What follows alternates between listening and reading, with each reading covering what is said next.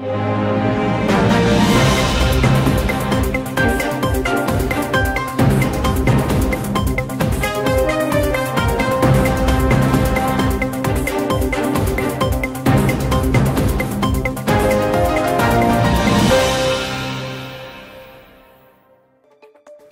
Subianto bertemu Presiden Cina menegaskan komitmen kerjasama strategis antar kedua negara. Lalu lintas data internet melonjak hingga 20%, game online kontributor terbesarnya. PT Adikarya Tbk melakukan penawaran umum berkelanjutan obligasi 4 dengan nilai 5 triliun rupiah. Sahabat finansial, Anda menyaksikan kabar bursa hari ini. Rujukan berita ekonomi Anda bersama saya, Maria Rahu Halek.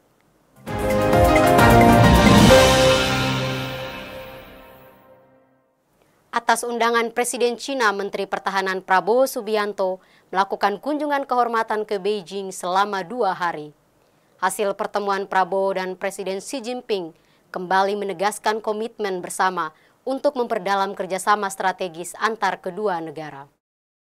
Presiden Cina Xi Jinping menyambut hangat kedatangan Menteri Pertahanan Prabowo Subianto di The Great Hall of the People di Beijing, Cina. Secara khusus, Xi Jinping mengucapkan selamat kepada Prabowo yang telah memenangkan pemilu. Xi Jinping memandang peran Indonesia strategis dengan sejarah persahabatan cukup lama. Pemerintah Cina ingin memperdalam kerjasama strategis dengan Indonesia di bidang pertahanan, maritim, ekonomi, serta keamanan. Sementara itu, hal senada juga disampaikan oleh Prabowo Subianto yang mengaku bahwa Indonesia ingin belajar lebih banyak dari pengalaman serta keberhasilan pemerintah Republik Rakyat Cina. Kemudian Prabowo menekankan bahwa dirinya akan melanjutkan kebijakan Presiden Joko Widodo menggunakan semua keberhasilannya sebagai dasar dari kebijakan program pemerintah Prabowo mendatang. PT Excel Axiata Tbk atau Excel mencatat kenaikan lalu lintas data rata-rata hingga 5% sepanjang Ramadan dibanding hari biasa. Peningkatan penggunaan internet telah menimbulkan lonjakan trafik data mencapai 20%. Sepanjang bulan Ramadan, PT Excel Axiata Tbk mencatat kenaikan lalu lintas data secara rata-rata mencapai 5%. Jika dibanding hari biasa, lonjakan trafik data seiring penggunaan internet juga meningkat ditaksir sekitar 20%.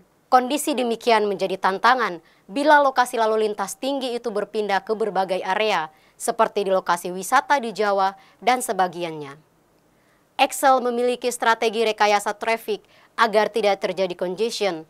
Kedua, yakni optimasi jaringan menyesuaikan pergerakan pelanggan dengan menambah kapasitas 2-3 kali lipat serta menyiagakan tim teknis 24 jam dalam sepekan. Sementara PT Telekomunikasi Seluler atau Telkomsel sudah memprediksi akan terjadi lonjakan sekitar 15,22% selama Ramadan dan Idul Fitri. Penggunaan data untuk game online memberi kontribusi terbesar 40,84%, disusul WhatsApp dan Telegram mencapai 25,49%. Dilanjutkan video streaming, media sosial, dan e-commerce. Sedangkan voice traffic justru menurun sebesar 8,74% dan traffic SMS meningkat hingga 2,47%. RUPS PT Adikarya Tbk menyetujui rencana penerbitan penawaran umum berkelanjutan atau PUB obligasi 4 senilai 5 triliun rupiah selama periode 2024 sampai 2026.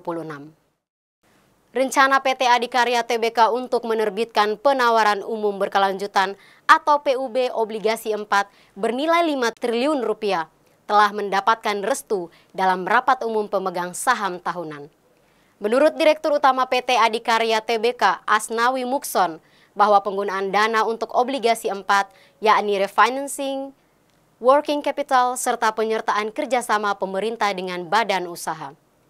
Asnawi menambahkan bahwa ADI akan menerima tambahan manfaat berupa peningkatan likuiditas dan solvabilitas, serta peningkatan efisiensi harga pokok produksi dalam menyelesaikan proyek. Hasil RUPS juga menyepakati bahwa penggunaan laba bersih tahun buku 2023 manakala sebesar 20% atau 42,8 miliar ditetapkan sebagai cadangan wajib, sedangkan sisanya 80% atau 171,2 miliar rupiah ditetapkan sebagai saldo laba.